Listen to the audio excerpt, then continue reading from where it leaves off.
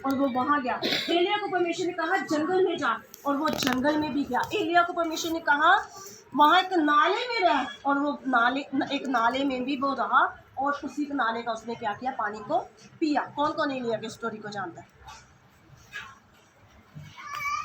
एलिया परमेश्वर का ऐसा जन था जिसके साथ साथ परमेश्वर रहा, और परमेश्वर हमेशा उसे क्या करता था, आज्ञा देता रहा। हम उसके विषय में सीखेंगे। और मुझे लगा शायद आप एलिया की स्टोरी को जानते होंगे, तो मैं शुरुआत से नहीं, मैं बीच बीच से अभी शुरू करूँगी। लेकिन अगले हफ्ते अगर मैं आऊँगी तो एलिया की स्टोरी हम जो है विस्तार से, मतलब एलिया के लाइफ के बारे में, एलिया का कैसा जीवन रहा उसके बारे में सीखेंगे। लेकिन आज हम विधवा औरत के बारे में सीखेंगे कि एलिया को परमेश्वर ने आज्ञा दी, जब भूमि पे पूरा अकाल पड़ा हुआ था, बारिश नहीं हो रही थी। हम इस बात को जानते हैं ना, एलिया के लाइफ में उस समय बारिश नहीं हो रही थी, भूमि पूरी बंजर पड़ी थी, उसमें कुछ अनाज कुछ नहीं उग रहा है। और परमेश्वर ने एलिया को कहा तू जंगल में जाकर है, और वहाँ पे एक कौवे को ठहराया कि कौवा क्या करेगा, एलिया को रोटी ला कर देगा, कौवा क्या करेगा, एलिया को मांस ला कर देगा, और वही एलिया खाएगा, और उसी के साथ एलिया क्या रहेगा, जीवित रहेगा। पासी जी ने प्रचार किया, और पासी जी ने बोला कि कौवे को मैंने देखा कि अगर बच्चे के हाथ में है वो छीन कर ले जाते हैं रोटी, मतलब बड़ों के हाथ में तो रोटी छीन कर लेके जाते हैं। लेकिन ये परमेश्वर का अद्भुत काम था कि परमेश्वर ने कौवे को इस्तेमाल किया कि कौवा क्या कर रहा है, एलिया के लिए रोटी लेकर आ रहा है, अपनी चोंच पे रोटी लेकर आ रहा है और मांस लेकर आ रहा है।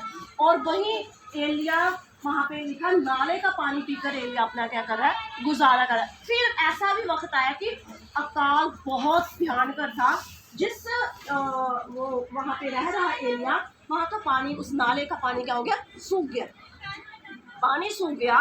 फिर परमेश्वर ने एलिया को आज्ञा दी अभी यहाँ से उठ और एक ऐसे गांव में जा, वहाँ पे मैंने तुझे पहले एक विधवा को और आज्ञा दी हुई है, वो तेरे खाने पीने का क्या करेगी, बंदोबस्त करेगी, तू वहाँ पे जा।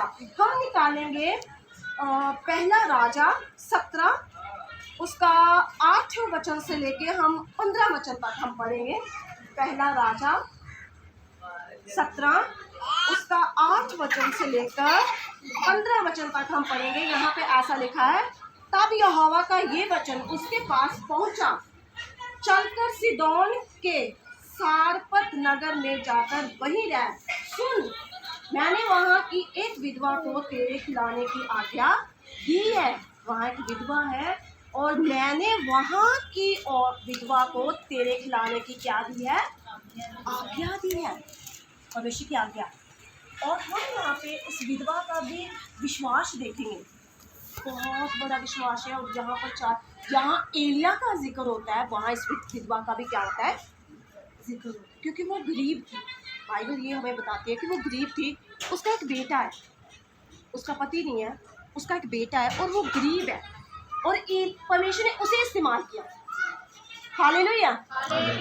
धनवान भी व्यक्ति वहाँ पे होंगे, अच्छी अच्छी घरों वाले भी व्यक्ति वहाँ पे होंगे। परमेश्वर का वचन एक ही जगह पे ऐसे लिखता है कि ऊंट का सुई के नक्के से निकल जाना सहज है, वो आसान है, लेकिन धनवान का स्वर्ग में जाना बहुत क्या है, मुश्किल है, बहुत मुश्किल है। इसीलिए परमेश्वर का वचन यहाँ पे कहता है रोज की रोटी मांगो। Hallelujah, hallelujah. मैं धनवान हूँ, मैं परमेश्वर का धन्यवाद करती हूँ। मेरा मतलब मेरे पास एक चांस है कि मैं स्वर्ग में जा सकती हूँ। जब कभी पैसे देते हैं ना, परमेश्वर ने कहा सुन, मैंने वहाँ की एक विधवा को तेरे खिलाने की आज्ञा दी है। वे वहाँ से चल दिया, और वो एलिया क्या है, वहाँ से चल पड़ा, जहाँ पे वो है वहाँ से वो निकल कर, जहाँ पे परमेश्वर ने उसे कहा तू जा, सारपत पे परमेश्वर ने कहा वहाँ पे जा। एलिया वहाँ से चल दिया और सारपत हो गया। नगर के फाटक के पास पहुँचकर उसने क्या देखा कि एक विधवा लकड़ी बीन रही है। उसको बुलाकर उसने कहा किसी पात्र में मेरे पीने को थोड़ा पानी ले ला। उसके पास जाकर उसने क्या कहा, किसी बर्तन में मेरे लिए थोड़ा सा पीने के लिए क्या लेकर आ, क्योंकि पहले के ज़माने में, आज मुझे सफ़र करना है, जैसे हम लोग अपने घर से आए तो हम कैसे आए, स्कूटर पे आए, वहाँ पहले के लोग क्या करते थे, अगर सफ़र कर रहे हैं एक जगह पे दूसरी जगह पे जाना, तो वो कैसे जाते थे, पैदल जाते थे। और वो चला और उसे प्यास लगी, और उसने कहा वो मतलब वो भी वो नगर में गाँव में कोई पहुँचा ही है। हम ऐसे मतलब सोच सकते हैं कि अभी हम इस घर में आए हैं तो काम चल रहा है ना, जैसे आप लोग सब लोग अपने अपनी जगह पे बैठे हुए और वो इसमें क्या कर रही है, लकड़ियाँ बीन रही है, वहाँ पैसे का बीन रही है, यानी वो कच्ची कर रही है लकड़ियों को। और उसने उसे कहा सुन मेरे लिए थोड़ा सा क्या लिया, किसी एक छोटे बर्तन में मेरे लिए किसी पात्र में मेरे पीने को थोड़ा पानी लिया। जब वे ले जा रही थी तो उसने उसे पुकार के कहा अपने हाथ में एक टुकड़ा रोटी भी मेरे पास लेते आ। जब वो जा रही है पानी, जहाँ पे हम देखते कि परमेश्वर उस औरत के पास पहुंचे हैं और एलिया वहाँ पे एक औरत के पास पहुंचे हैं। एलिया ने उस औरत को जाके कहा मेरे पीने के लिए थोड़ा पानी लिया। औरत के बारे में नहीं लिखा कि उसने पूछा नहीं है कि आप कौन हो, आप कहाँ से आए हो, आपका क्या नाम है। वो चल दी है पानी लेने के लिए, वो चल जा रही हूँ। फिर आप मुझे पीछे से पुकार के कहो सुन मेरे लिए क्या करना, अपने हाथ में थोड़ी रोटी भी लेके आना। यहाँ पे एलिया यहाँ पे कह रहा है जब वे लेने जा रही थी तो उसने उसे पुकार के कहा अपने हाथ में एक टुकड़ा रोटी भी मेरे पास लेते आ। उसने कहा तेरे परमेश्वर यहोवा के जीवन की शपथ मेरे पास एक भी रोटी नहीं है, केवल घरे में मुट्ठी भर मैदा और कुप्पी में थोड़ा सा तेल है। और मैं दो एक लकड़ी भीन कर लिए जाती हूँ कि अपने और अपने बेटे के लिए उसे पकाऊं और हम उसे खाकर फिर मर जाए। उसने कहा क्योंकि अकाल पड़ा हुआ है, किसी के पास कुछ भोजन है ही नहीं है। उसने कहा थोड़ा सा मेरे पास आटा है और थोड़ा सा तेल है और मैं लकड़ियाँ यहाँ से इकट्ठा कर रही हूँ, फिर मैं घर जाकर उसे लकड़ियों को चूल्हा गर्म करूँगी और फिर मैं करूँगी उसे पकाऊंगी और उसे हम खाएंगे। फिर उसके पास तो उसे पता है, उस औरत को पता है कि इसके बाद मेरे पास कुछ खाने को नहीं है। उसके मन में ऐसा शायद चल रहा होगा कि फिर हम भूख के साथ ही क्या हो जाएंगे, मर जाएंगे। लेकिन परमेश्वर जिसे इस्तेमाल करता है, क्या इस स्टोरी में अंत तक अगर किसी को पता है तो क्या फिर वो औरत मर गई?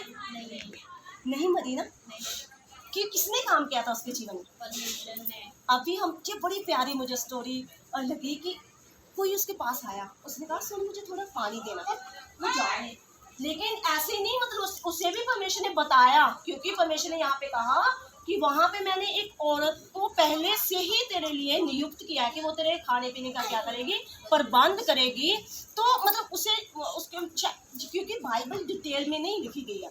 अगर डिटेल में वचन ऐसा है इसे खाएंगे तो फिर मैं और मेरा बेटा क्या हो जाएंगे, मर जाएंगे। यहाँ पे एलिया के शब्द क्या है, आप ध्यान से, बहुत ध्यान से आप सुनिएगा कि एलिया ने उससे कहा मत डर। क्या कहा एलिया ने उससे? मत डर, मत डर, जाकर अपनी बात के अनुसार कर, परंतु पहले मेरे लिए एक छोटी सी रोटी बनाकर मेरे पास ले आ, फिर उसके बाद अपने और अपने बेटे के लिए भी बनाना। यहाँ पे रोटी बनाकर लेकर आ, और यहाँ पे हम देखते हैं कि शब्द लिखा छोटी सी। परमेश्वर जब हमें कहता है विश्वास करो, तुम्हारा विश्वास काम करेगा, तो क्या वो परमेश्वर का वचन ऐसा बताता है कि बड़ा विश्वास होना चाहिए तेरा? कितना कितना विश्वास परमेश्वर हमसे मांगते हैं। जाने की परमेश्वर के पीछे चलना हमारे लिए कोई बहुत बड़ा